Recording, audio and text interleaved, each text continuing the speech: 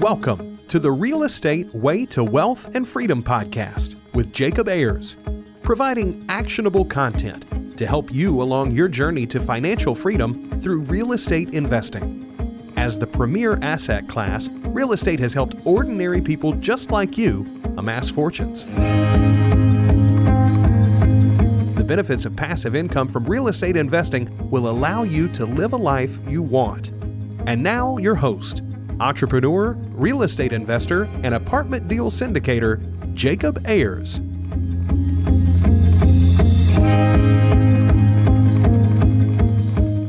Hi, and welcome to the Real Estate Way to Wealth and Freedom podcast, episode 258. Hi, I'm your host, Jacob Ayers. Welcome back to another great episode. Hey, I want to thank each and every one of you for going over and leaving great ratings and reviews on iTunes and all the other platforms, and as well as reaching out and connecting with me both on the website at www.jacobayers.com and social media. I've had the pleasure of speaking with several people over the past few weeks, from Will to Enrique, Harry, and so many others.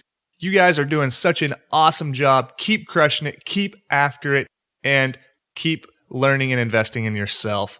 Well, this week's guest is Brad Blazar. Brad is an effective sales leader who over a decade ago set out on a mission to compile stories from his prior business experience as a founder and CEO of a small oil company, and the encounters from meetings and interactions at speaking events with some of the world's most recognized leaders in sports, business, and politics. Brad is the founder of the Art of Beliefology, believing that you have the power to change your beliefs and your future. In addition, Brad also hosts the Learn to Soar Network. So without further ado, let's bring Brad onto this week's show.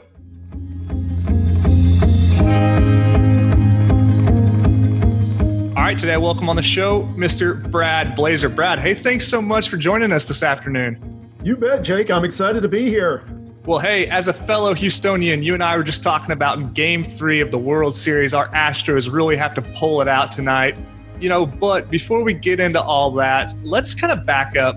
Tell the audience members a little bit about you, who you are, your background, what you do. Just kind of give us your story, if you will. Yeah, absolutely. I'd love to. My background is very different than most people's. At the age of 23, when most people are coming out of college and trying to get their first job, I was actually launched into the oil and gas industry as the CEO and founder of my own company. Yeah, and, okay.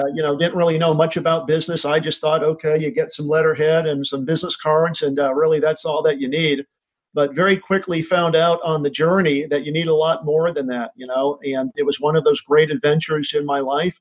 When I made the decision after about a decade to dissolve the company due to changes in the tax laws and collapsing oil prices and things that were just beyond my control, I really looked at myself introvertly and I said, what is Brad Blazar good at? What is the one hard skill that I'm really good at that people would be willing to pay me a lot of money for? What I realized out of my background in the oil and gas industry, Jake, is I was really good at raising money.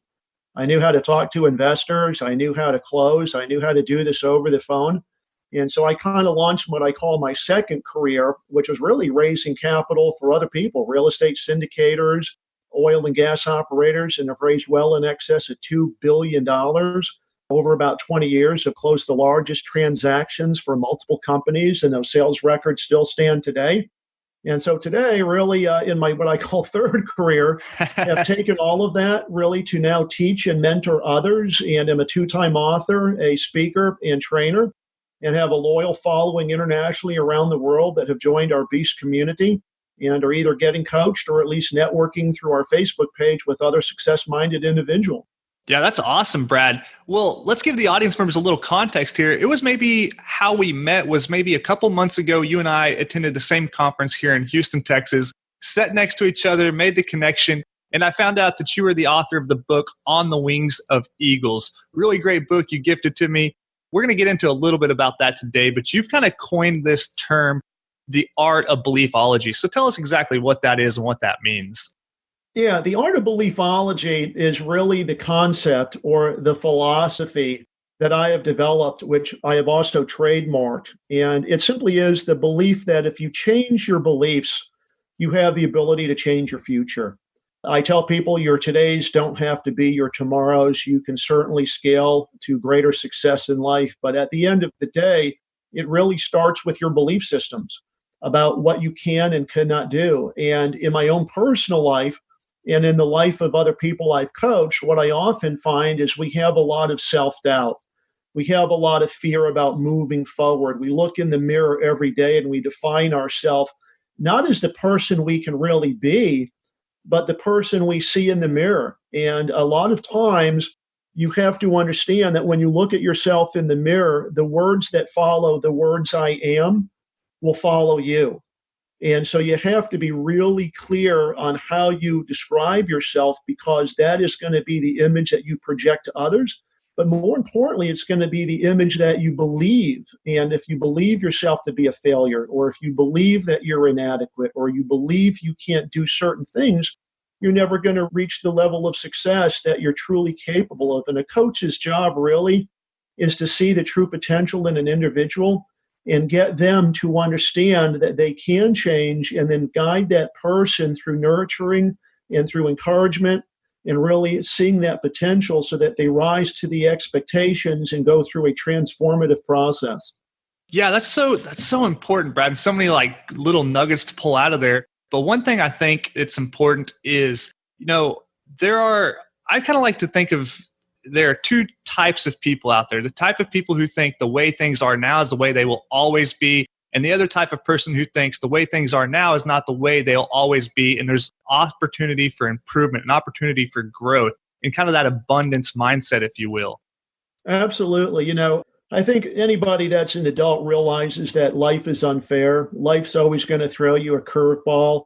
You're going to wake up and have crappy days. And you have to realize that those are just temporary. Things do change, things do improve, but your life really has more deeper meaning. And the meaning that you associate to things that happen, positive or negative, are going to affect your attitude. They're going to affect, of course, how you feel that day, that week. And personally, I believe that there's three types of people. There are people out there that are dreamers. And, those are, as Mark Cuban says, the difference between the entrepreneurs and the entrepreneurs. They're constantly dreaming about, I want to do this or I want to do that, but they really never take action. You have another group that are the blamers. They're the ones that blame everybody else around them for their lack of success. My boss didn't give me the tools I need, or my wife doesn't want me to start the business because it's going to cost money, or she doesn't believe in me herself. And then at the end, there are the game changers, and these are the people that are going to get shit done and figure it out. It's this part of the journey of life. And so you have to decide what category or bucket you want to be lumped into. And most importantly, you also have to understand that you will start to aspire to a level of success based on your friends and the people you choose to associate yourself with. Like attracts like. There's a natural law of attraction in society. And if you've got 9 friends that are losers, guarantee you're going to be the 10th. I love that. Yeah, when you're talking about, taking on a challenge or doing something that's difficult, anything that's worthwhile doing is going to, require some work and some hard work and some dedication and, perseverance and all those, buzzwords people like to throw around. But really what it comes down to is, are you willing to, kind of persevere and continue and, not really give up, kind of have that belief in yourself that, like you said, your tomorrow, it doesn't have to be your today. You're absolutely right, Jake. I mean, let's face it, everybody wants a six-pack, but very few people are willing to put in the time and go to the gym, right? Everybody wants to eat, but very few people are willing to go out and hunt. And so success doesn't come easy. Those that are hugely successful will tell you they just didn't wake up and it wasn't delivered to them on a silver platter. There's hours, there's days, years, months of just being out there on the grind, and you can never give up. In life, failure is good. I actually just got done in Boston talking about the concept of failure and explaining to the audience there that it is okay to fail. It's the way you approach the failure and whether you look at that failure and ask yourself, what did I learn from this?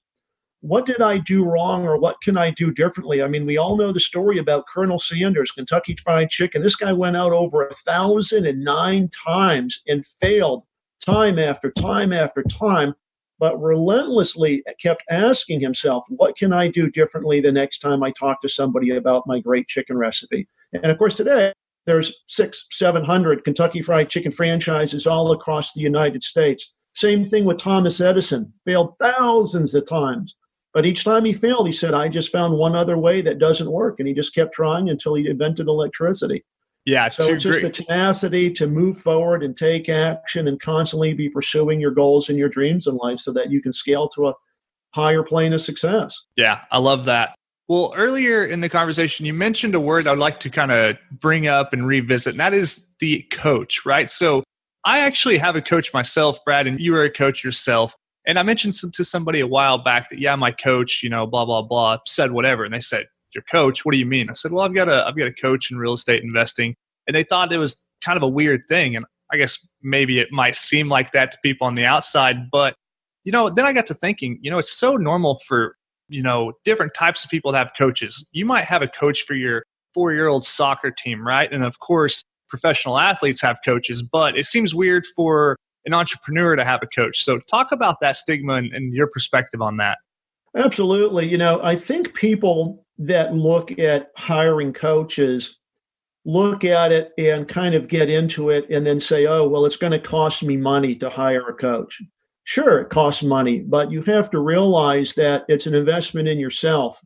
And hiring a coach and paying a couple $100 a month or a few $1,000s over a 6 or 12-month program is not a liability. It really is not costing you money if that coach can mentor you and help you plane to a greater level of success. If working with a coach is going to help you make an extra $75,000 or an extra $100,000 this year, and it only costs $5,000 to hire the coach, he's now really an asset. He's a business consultant that's going to make you a lot more money and make you more successful by instilling the habits that you're either lacking or that you have, but you're just not executing on. And I always say that a mentor or coach really needs to deliver and bring 3 things to the table. I call them the SECs, and that is, number one, is they basically have to support you. They have to be on your side. They have to be in your shadow. They have to basically be supporting you each step of your journey. The second, which is the E, is they got to encourage you. And it's that encouragement really that is there alongside you so that you're creating the successful habits. You're waking up early. You're going to the gym. You're using a day planner and blocking out time for yourself. Because if you don't block time for yourself on your calendar, things that you want to do for your own personal development just aren't going to get done. And then lastly, the C is they got to challenge you. The aspect of being a coach or a mentor is really understanding that people always will rise to the level of expectations that are placed upon them. And I don't ask people to do things that are unrealistic, but I certainly expect them to get somewhat out of their comfort zone.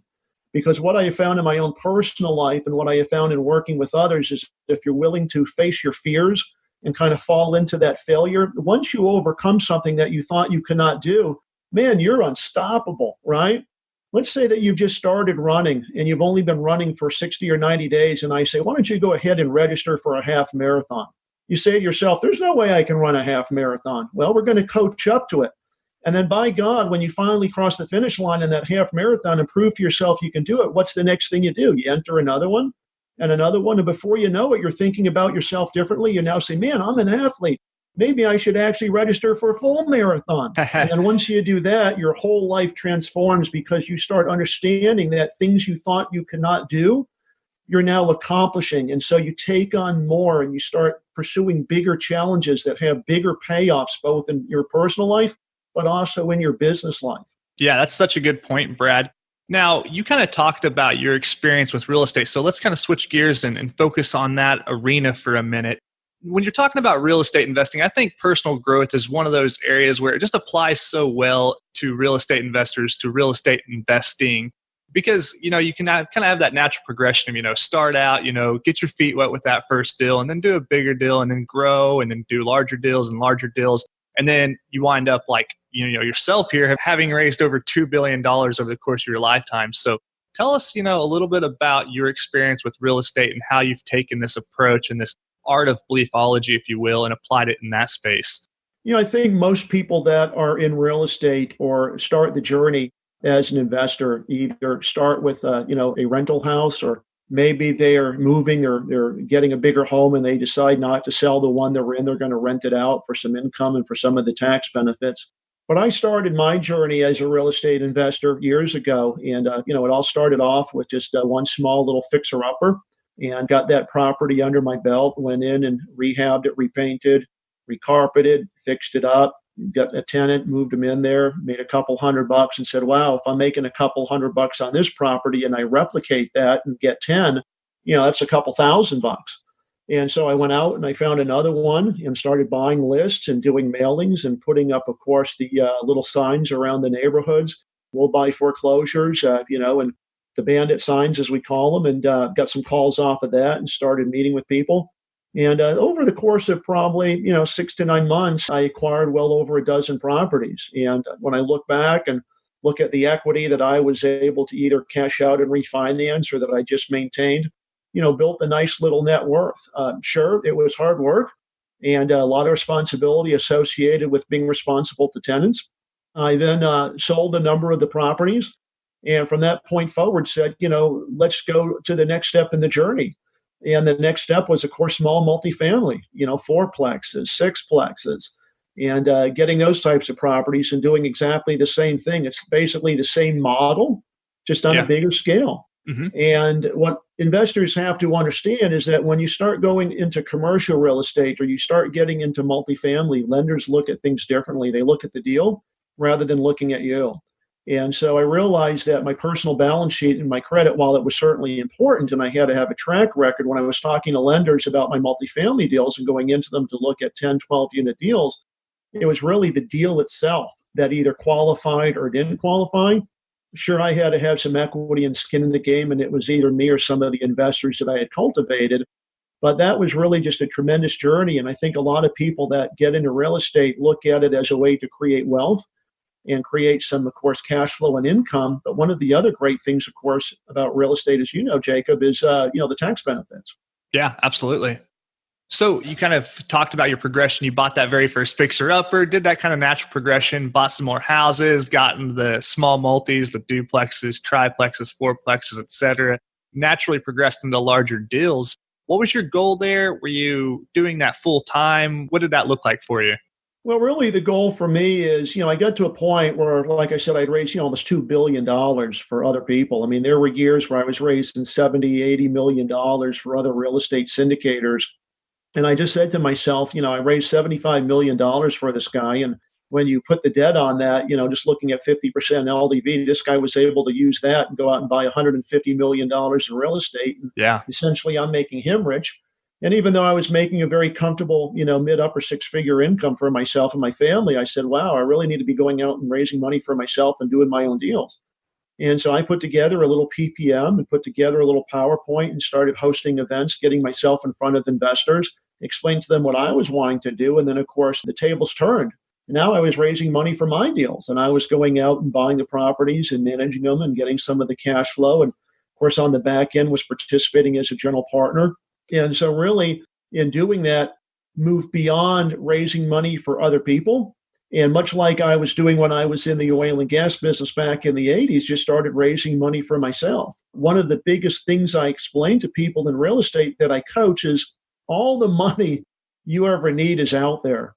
There's so much money out there in the investment community, especially people that want to invest in real estate. But the biggest challenge is most real estate investors or most individuals are simply unwilling to go out and talk to people. They're fearful of rejection. They're fearful of picking up the phone and making those cold calls or hosting those meetings because they either don't know what to say or they just lack confidence in their own abilities. But what you have to realize is that if you don't move forward and take the necessary steps and create the habits of doing that, you're never going to get your deals done. Most newbies or most new investors don't have the financial backing to go out and take down a 50 or a 75 unit multifamily property. Yeah, there are investors out there that certainly are more than happy to partner with you. If you bring a deal, you package it right, you say, this is my plan, Here's how we're going to get it leased up. Here's how we're going to exit on the back end. Here's the formula for how we're going to share profits and gains and income. And lo and behold, you go out and you hustle and you do some events. And, before you know it, you wake up a year later and you go, wow, I'm sitting here on, $20 million or $10 million or whatever that amount is in real estate. And you go from being somebody that is a dreamer to a game changer and now a true real estate entrepreneur. I love it. Yeah. You're right. It can be a bit intimidating to go out and ask strangers and ask, even friends and family for money, investing in real estate, raising this private capital. You almost have to first have a confidence in yourself. So can you talk about that? And, you got any tips around, just kind of building that confidence in yourself before you take on that endeavor? You bet. I just talked about this last week and earlier this week. I basically call it prey drive. You have to develop what I call prey drive. Prey drive is defined by Coach Michael Burt and myself as the ability to optically see something and then go for it. It's prevalent in dogs. Obviously, of course, the dogs like the Dobermans, the German Shepherds, the Rottweilers that are trained as attack dogs, but even your larger cats, the lions and tigers. And I explain to people that if you've got a pet dog and it's a lap dog like a golden retriever or a poodle, and that dog is the cutest, cuddliest thing, if you hand it to me and I turn it over to a professional trainer that unleashes the prey drive, you do not want to be in the same room with that dog for more than 5 to 10 minutes because now that dog is a trained killer. And you almost have to internally develop this skill of prey drive, and that is the ability to close and ask those qualifying questions to investors or prospects throughout the conversation so that you're gauging interest and you're asking people on a scale of 1 to 10, Jake, are you at a 2 or are you closer to an 8? It sounds like you're wanting to commit. Is there any reason we shouldn't be getting started today or later this week? And by memorizing just a couple of questions like that are now part of your conversational process, you're hopefully able to get people to move forward. I remember when I was in the oil business, I had this very rich, very wealthy doctor that for whatever reason just would not commit. And I guess it was because he knew the risk. He knew that if we drilled a dry hole, he was going to lose his entire investment. And so one day, while we were talking in the early evening, I finally said to him, Dr. Schnack, it takes 2 things to invest in an oil well. And he said, what? And I said, it takes big balls and lots of money. Which of the 2 don't you have? Now, looking back, when I say that, I bit my tongue. But after what seemed like eternity, he said, well, tell me again how much 3 units in your program cost, Brad. And I said, go get your checkbook and I'll tell you how to fill out the subdocs. And he became one of our best investors. So you have to develop what I call those big brass balls and understand that rich people of affluence, don't want to be talked up to. And I think that what a lot of people do is they talk from a desperation. They look up to these people, say, please, please invest with me, because they're desperate. And people that are affluent have a sixth sense. They want to be talked to. And in order to be talked to, you have to have firm conviction in yourself and also project a level of confidence and exude that conviction in what you're doing and say, look, I'm bringing you a great deal, man. I've done my due diligence. I've done my homework. The numbers pencil out.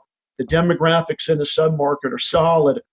Comparable properties are selling 15% above what we're able to get into this property at. And if you're able to go and speak with conviction and have a great presentation, not always, but 9 out of 10 times you're going to come out of there successful. Yeah. And one thing that's great advice. I love that. One thing I kind of try to remind myself, Brad, is you're not bringing them, a burden. You're bringing them an opportunity, so you're not saying, hey, please do me a favor. You're saying, hey, I have this great opportunity. And that really is the truth.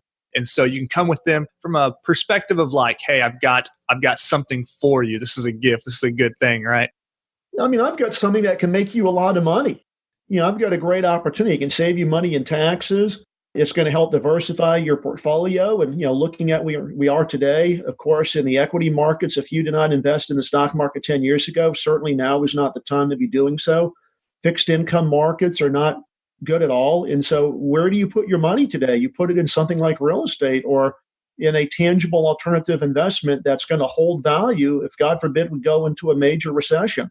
And the thing I love about multifamily and the thing I love about real estate is that it generates income, generates tax benefits. And if you take care of it and you basically are responsible as an owner, over time, it's generally going to appreciate in value. It's like they say, there's only so much available land.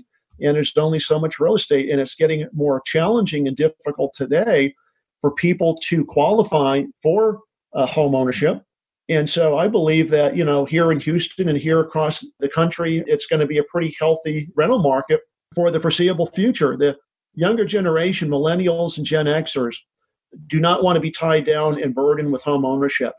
And I think there's been a major shift in the mindset of the younger generation. They saw their parents go through 2007, 2008, many of them, of course, in foreclosure. And they say, I don't want any part of that. If I'm a renter and I can have a nice apartment, I can travel the world, I don't have to have the burden and responsibility. And so I think the mindset of people today is to be renters. And it's like Grant Cardone and so many other trainers say, get yourself a nice portfolio, keep them rented out, take care of your tenants, and they'll take care of you. Yeah, I love it. Absolutely.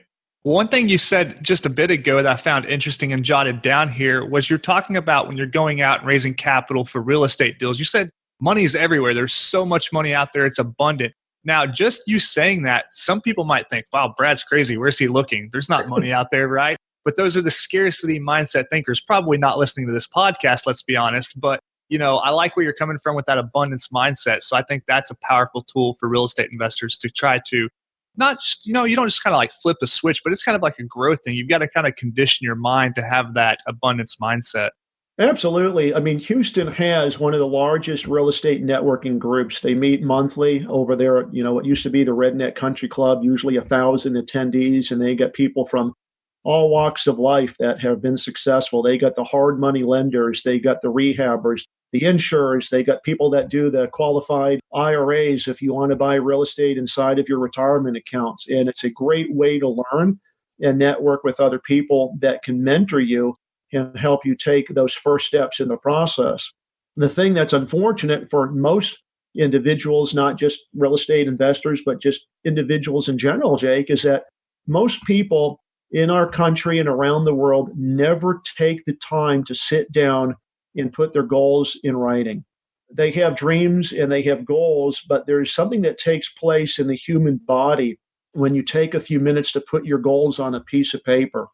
And we call that implantation. It implants, and it goes from being a concept to being something real.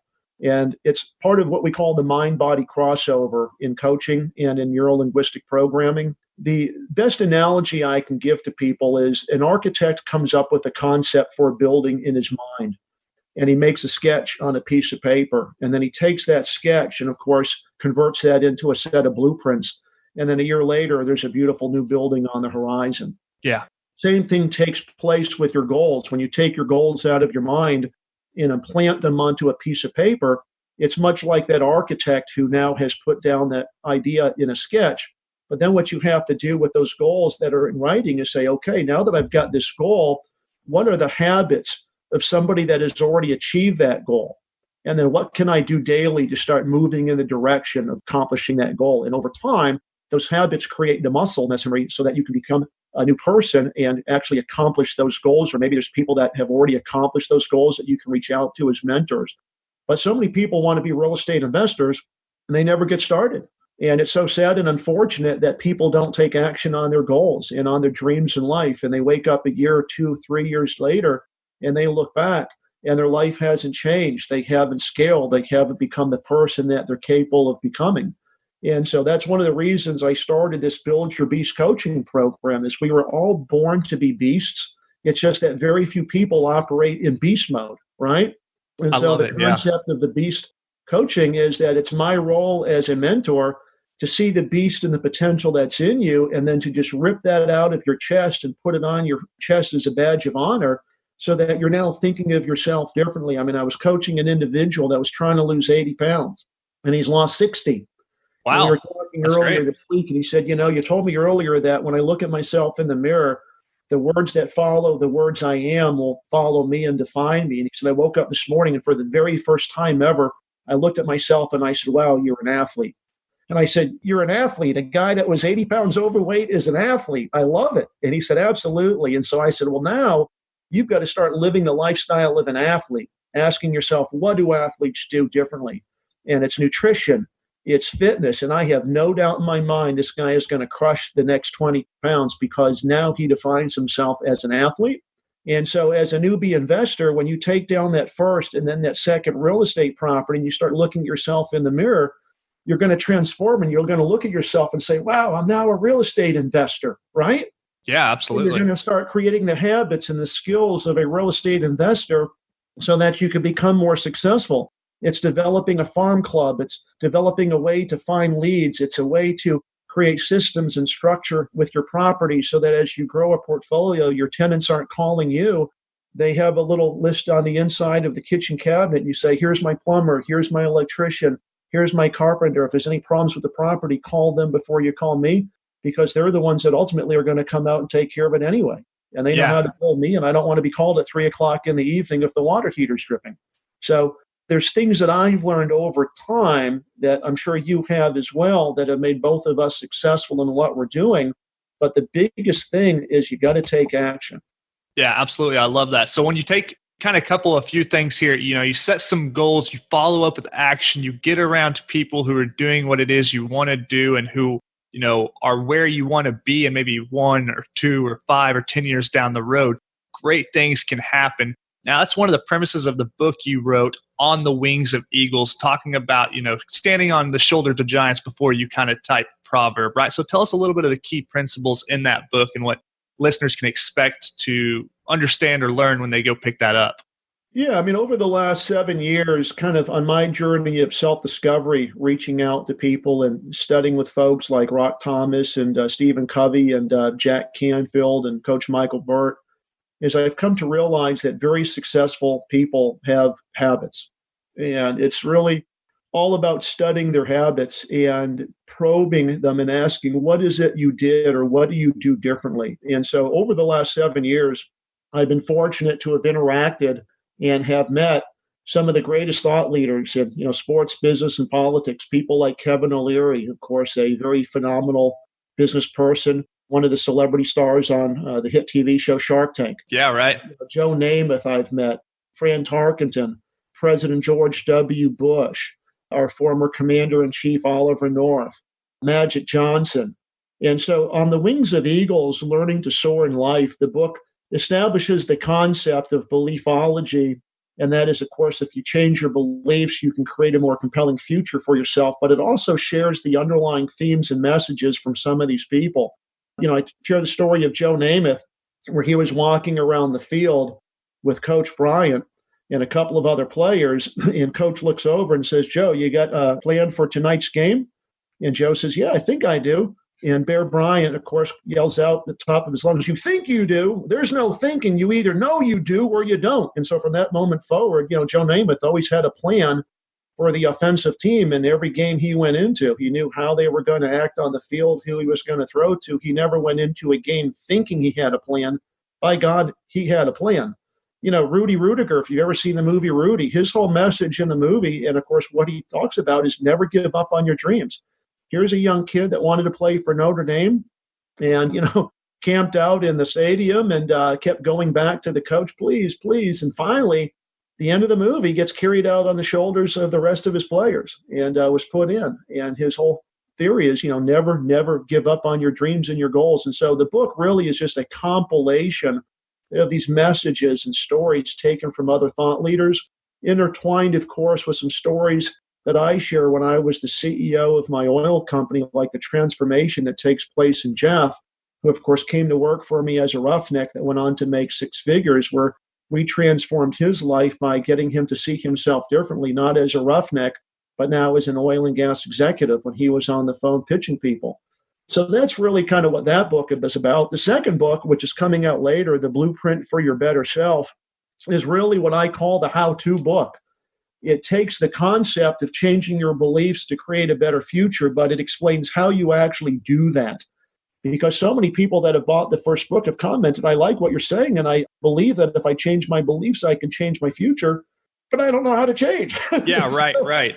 Unless I hire you as my coach, which a lot of people have, and I say, just wait a couple months, book number 2 will be out, and that is the blueprint. That's the secret sauce that will make you the lifestyle architects that you can become the architect of your own life and really start living the life that you're looking for.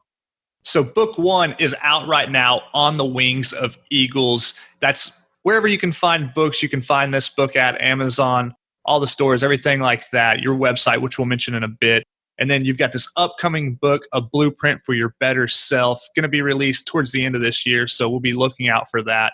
And Brad, as we're wrapping up here, kind of just take a second and, let's lay out a scenario of someone who's going to come to you for coaching advice. Let's call this person a real estate investor. Maybe they're a beginning real estate investor looking to scale, grow their portfolio, really turn the corner and become a successful, bona fide real estate investor. What kind of advice would you have for somebody like that? Well, there's a couple things. What I have found as a consultant and as a mentor is people are so consumed in the day-to-day minutia of their business that they don't see things that others see. And I believe sometimes that it's much better to be on the outside of the mirror looking in than on the inside of the picture frame looking out, meaning that a person on the outside is able to see missing structures or missing systems or things that you're not doing that you should be doing that could easily 5 or 10x your business. And some things that most people in real estate are not doing successfully is they're not creating structures or systems to generate leads on properties or generate ways to access capital, or not creating systems to scale their business from 3 to 5 properties to 25 and 50 and beyond. Real estate is a great way to accumulate and build wealth and do it quickly. But it's very hard to do if you're doing it one property at a time and you don't have those systems and structures in place. And so when you look at my coaching program, one of the things that we do over 6 months is we really each month focus on training on one, what I call talent or capacity. And that is something that you need that is currently missing in your business. As an example, one of the things we have is called the legacy selling system. It's understanding what's feeding you leads, understanding that you should have a list of 25 prospects. These are people that are close to doing business with you. You should have another list of whales. These are people that can transform your business if they choose to partner with you. I believe it's much better to go fishing for blue marlins than it is for blue gills. And so you have to have that. Then, of course, there's another month that we spend on what I call $1 million follow-up. Science has proven that it takes 7 to 10 touches in business to convert somebody from being a prospect to a customer. And the sad thing is so many people give up after the second, third, or fourth attempt. Yeah, right. Now think about it if you went the distance. And there's a very different approach to what we call linear follow-up and non-linear follow-up. Linear follow-up is asking those probing, qualifying questions, like I said earlier, which is, Jake, it looks like you're ready to commit. What's holding us back from getting started today? That's linear follow-up. Non-linear means I'm moving you to a future event. Maybe you're not ready, and I say, hey, next week on Tuesday evening at Office Evolution, I'm hosting a networking event. Why don't you come and audit what we do? And if you like that, we'll talk about getting started. So it's those things. I believe that in business, you always want to be pushing people forward. And Coach Burt and myself have come up with a phrase that we use to explain people that don't have that prey drive, and it's quit selling the flirt. In business, when someone says, let me think about it, you're nice. Okay, great. I'll send you an email. I'll have some stuff on it. Let me call you back next week. You call him back next week and the guy recognizes the caller ID. Oh, that's I want to talk to him right now. So that opportunity goes into the black hole and it never develops into what it could potentially be. But if the guy said, let me think about it, great. I'd love to let you think about it. Next week, I'm hosting an event at Office Evolution at 9 o'clock or 6 o'clock. We're having hors d'oeuvres. And why don't you come and audit what we do? Great, I'll be there. You're moving people forward in that process, in that linear and nonlinear way. And the great thing about that is that if you don't give up and you understand it takes 7 to 10 touches, you'll eventually close an extra 30 or 50% more business. And that's the end of the game. I mean, business is all about generating revenue, right? Yeah, I love that. It's all about generating revenue and scaling. And so if you take on the right mindset in your real estate business that I've got 1 property, I've got 3, I want to get to 10, what do I need to do to get to 10 and how can I do that quickly? It's understanding how to go from point A to point B to point Z, how to scale by creating those systems and structures. So in the coaching that we do, it's really systems, structures, mentorship, because we've been there, done that. And then we also have in our mastermind group other investors that we have access to that have gone on to create multi-million-dollar portfolios that our clients, of course, have access to through our Mastermind Alliance. Tell us a little bit more about your mastermind group, Brad.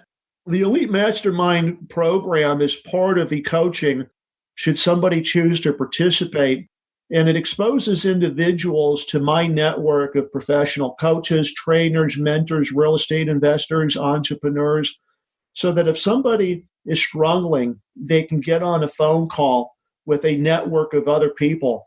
And those other people, of course, then are going to provide input and will explain to that person exactly what to do or how they did what that person is trying to accomplish so that they can help them overcome some of the challenges or avoid many of the mistakes that people might make along that journey.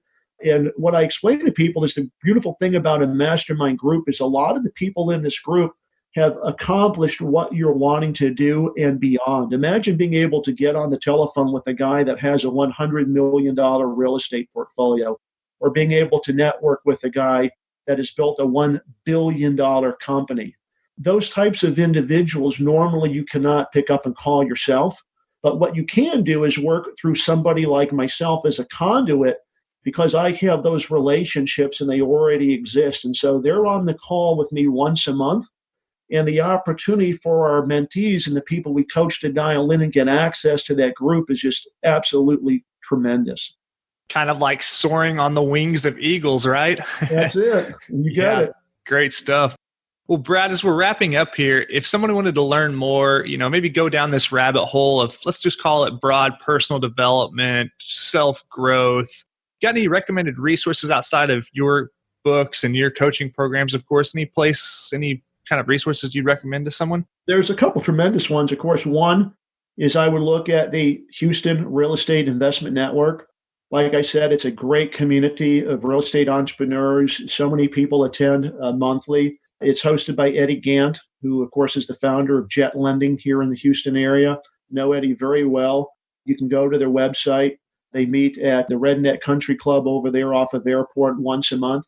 A second great resource for people that just want to kind of get into self-discovery and just really understanding, what it's like to change their beliefs is just get on the internet and start listening to some of these great podcasts, Joel Brown, Addicted to Success, or Jesse Ewell, Habit-Based Lifestyle, or mine, the Learn to Soar Network, where we've interviewed some great coaches and thought leaders.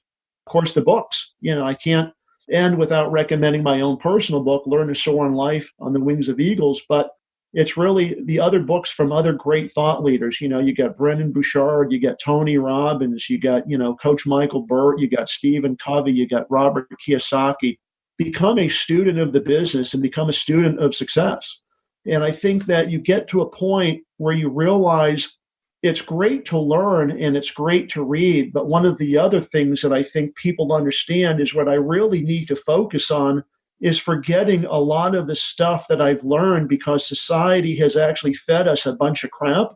And that's one of the reasons that most people are dead broke and never aspire to the level of wealth they're capable of climbing to. We're taught in our society to be conformists, and we all swim in the same direction, right? It's go to college, get a job, save a little bit, get married, where in reality, that's not necessarily the recipe for success. The recipe for success might be entrepreneurship. It's investing in real estate. It's paying yourself first. It's understanding the tax structure and how to benefit from that and how to lower your taxes, because as we say, it's not what you make, it's what you keep. And so I think that in order for people to really create the mindset of success, they need to realize that most people in our society are not successful. They're living paycheck to paycheck. And when you go and you find somebody to mentor you or coach you, don't get coached or ask someone to mentor you that hasn't reached a level of success where they can prove to you and have other people provide social proof that this guy walks the talk. This guy's been successful. He's done what you're wanting to do, and he can certainly show you how to do that. Because if you do what everybody else in society is going to do, you're going to be just like them. In my coaching business, I say I'm selling two things. I'm selling painkillers and I'm selling vitamins. You got to decide what are the two you want. You want painkillers to nurse your pain, or you one of the guys that, Friday morning you wake up and you go, "Oh, it's Friday, man, I got the 2-day weekend." Or are you looking at the weekend as a way to recover and recharge, knowing that Sunday you're already really planning what the following week is going to look like, because successful people live on the offensive. They know what they need to do daily to become successful. They're planning their week Sunday afternoon, looking at their feeder system. When I come to work Monday morning, who are the people I need to call? Who am I talking to plan events? Who am I collaborating with? What is going to be on my calendar the first quarter of 2020? People that live in a defensive posture show up and just wait for stuff to happen. They don't know who they're going to call. They go to the coffee machine. They wait for the phone to ring. They wait for those incoming emails. They're not living on the offensive. And so what I try to train people to do is create a habit of living your life on the offensive, so that you're always moving forward, creating opportunities for yourself, partnering with other people, building networks, because your network of others establishes your net worth. And I'm a firm believer that your network is your net worth, which is one of the reasons I host these networking events here in Houston pretty much on a weekly basis. You can go to Eventbrite and you can do a search. It's called Mingle Your Way to Millions. And it's hosted by me, and we have a lot of success-minded people in real estate that show up because they're looking to network and they're looking to create these bonds with people that can help move them forward. Brad, I love it. This conversation just shows the value you can bring to real estate investors, entrepreneurs, professionals every day. If people are interested in learning more about you, want to connect with you, want to reach out, maybe find the book, reach out to you, where's the best place for them to do that? The best place to follow me is on all social media, LinkedIn, Facebook, Instagram, Twitter, but really it's to go to one website that we've created as a landing page that has links to all these other platforms. It's myurls.co/Brad Blazar, and it's BRADBLAZ, like zebra, AR. That has a link to the podcast, Facebook, Instagram, Twitter, Build a Beast coaching program. You can become a follower. The other, of course, is just to go to my website, and that tells a little bit about me. You can order the book. We have a bunch of swag. You can get Build Your Beast t-shirts and polos and backpacks and Learn to Soar caps if you want to take on the beast mentality. And that is just www.bradblazar.com. I love it, Brad. Hey, we'll link all those resources, the website, your URL, landing page, all in the show notes for our audience members to learn more about you, connect with you, reach out to you. Hey, it's been so much fun having you on the podcast. So much great content. I'm inspired. I'm motivated to jump off here and start taking action on some of my own goals. So thanks so much for coming on the podcast today. Yeah, absolutely, Jake. You're a beast, man. I love it. Well, hey, Brad, thanks so much. Let's get you back on sometime in the future. Love it. Take care. Thanks. Take care.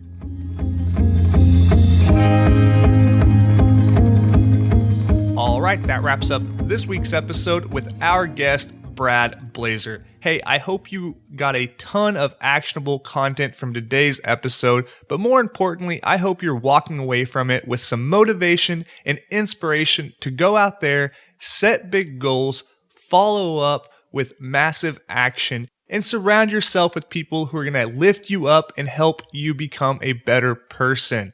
Well, hey, if you liked what you heard on the show today, please go over and leave a rating and review on whichever platform you're listening on. If you want to connect with me, you can do so at www.jacobayers.com or on social media.